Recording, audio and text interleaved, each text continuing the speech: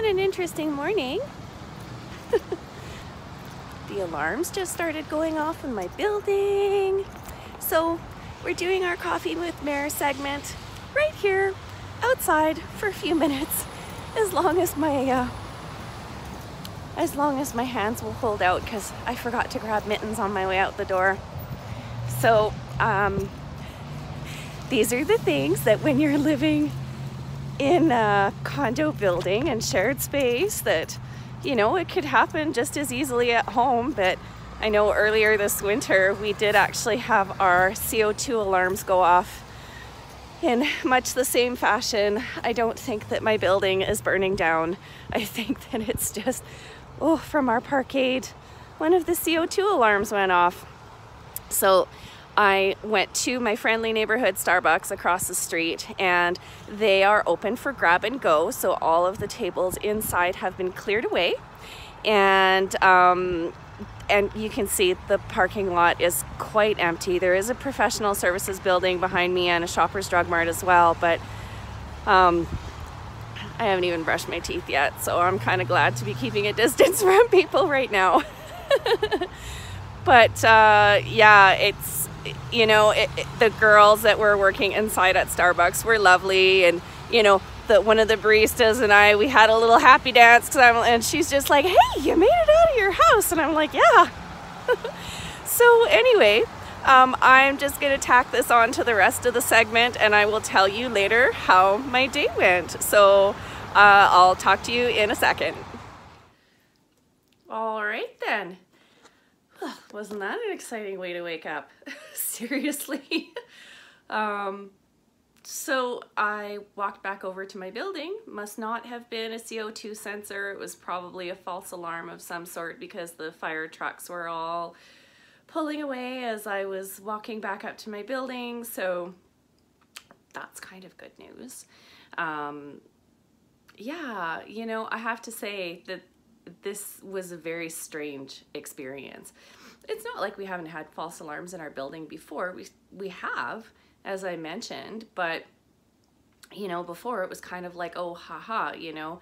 And when I went down the stairwell and got outside, and there were only a couple of people out there, and I just, you know, decided, okay, well, instead of standing around with a bunch of people in the freezing cold, I may as well go for a little walk, which is why I went over to the Starbucks. And at first I was concerned that it was going to be closed, because I wasn't sure if they had actually closed all of the Starbucks or not. But I do think it's quite clever that they have allowed people to go in for grab and go. And if you do have a mobile app and you can order in advance, which that's what I was going to do, but my hands were too cold. And you know, I just very quickly ordered a drink and was able to chat over the bar with the barista, and you know, and it was just really funny. I asked them how they were doing, and the girl said, "Oh, you know what?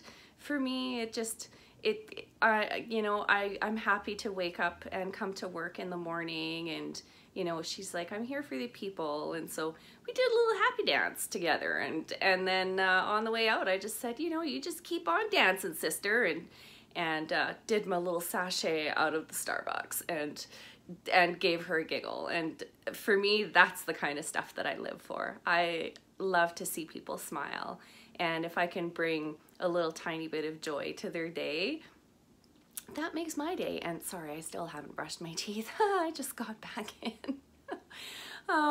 You know, so for a morning that could have started off, that did start off a little bit rough. All in all, I think today was kind of a win. Seeing people was a really nice thing. And you know, it's not that I haven't seen any people. I've been having FaceTime conversations with friends of mine and using Facebook Messenger as well, which I think is a fabulous way to stay in contact. Or if you do have group situations, especially for kids. One of the moms that I am very close to and just adore, she's been setting up Zoom meetings for our kids, all like the whole group of girls, so that they can see each other and talk every day. And I think that that's brilliant, because then they're still getting a chance to see their friends, and they're not losing flow of their conversations and kind of hanging out. And, you know, I think that that's important for the kids too, that they can still feel that sense of like a group of friends around them, even if they're stuck at home for the time being. But yeah, I did kind of pause to think though,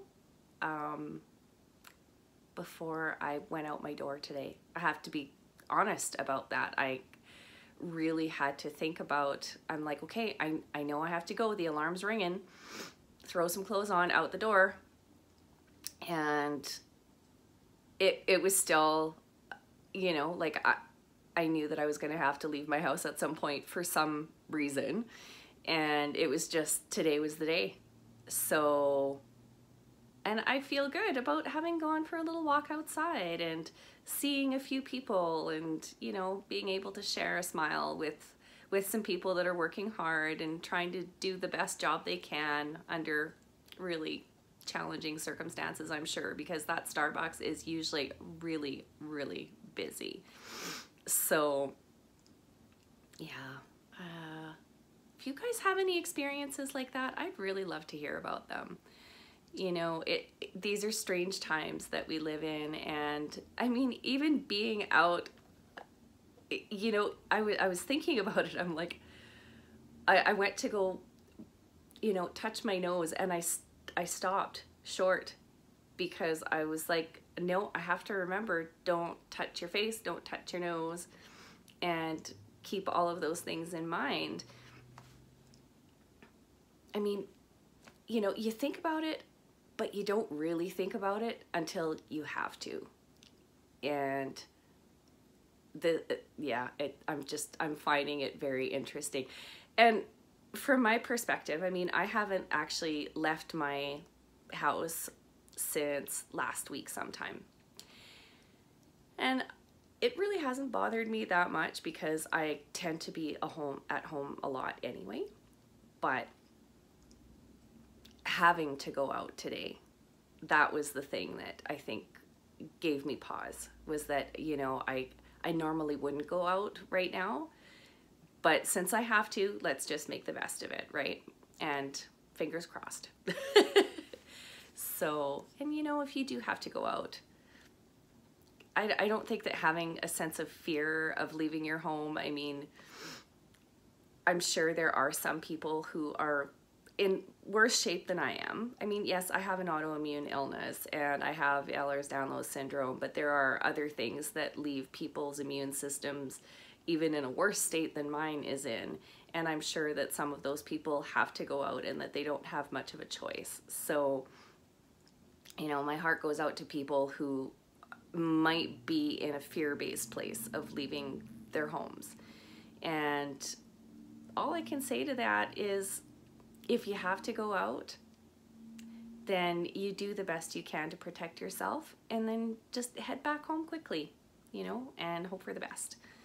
At this point, there's not much else that people can do other than, you know, the social distancing, and I think we've all heard a lot about that here in Canada, and I don't know where you are, if there's been as much publicity or as high concern locally in your region, but in Calgary, definitely with a state of emergency, a state of local emergency having been declared earlier this week, that it kind of, it changes things a little bit.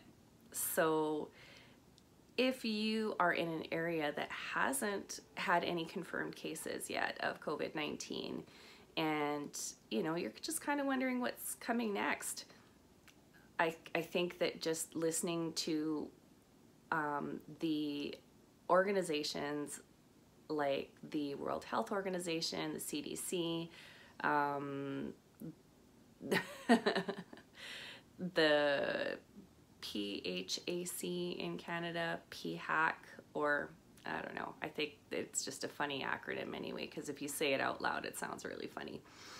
But those organizations are trying to keep people abreast of the changes that are happening as far as research, and if there's any new information that's coming out, those are probably your best sources. I try and stay off of mainstream media and seek out the information from the source, because there are a lot of people that have gotten very afraid. And I mean, that's something that's evident with what's been happening with people hoarding things like toilet paper and disinfectant wipes in certain parts of the country, or in, you know, different countries. And, you know, we have to think that there has to be enough to go around. And, you know, I kind of haven't gone into that panic. I'm concerned, definitely, and I think that I have a right to be so because of my health. But I think that if we're just trying to remember that we do have neighbors and that they also have needs, and maybe instead of being afraid that you're going to go without something, maybe try checking in on your neighbor and make sure that they're okay, especially if you have any elderly neighbors, or if you have friends who are kind of at home like I am, that have different illnesses, and so they're staying home more to, you know, try and preserve their health as much as possible. So that's what I would suggest. Be a good neighbor, people. I know that those gals at Starbucks, they're definitely being good neighbors. They're very smiley and happy and welcoming, and you know, if you can still smile at people. If you see them walking down the street, there's nothing wrong with that. You can smile from a distance. So try and spread a little bit of sunshine and a little hope today that things will go back to normal sooner rather than later. And yeah, so for today, it's Sick Mom with a Starbucks coffee. Check it out.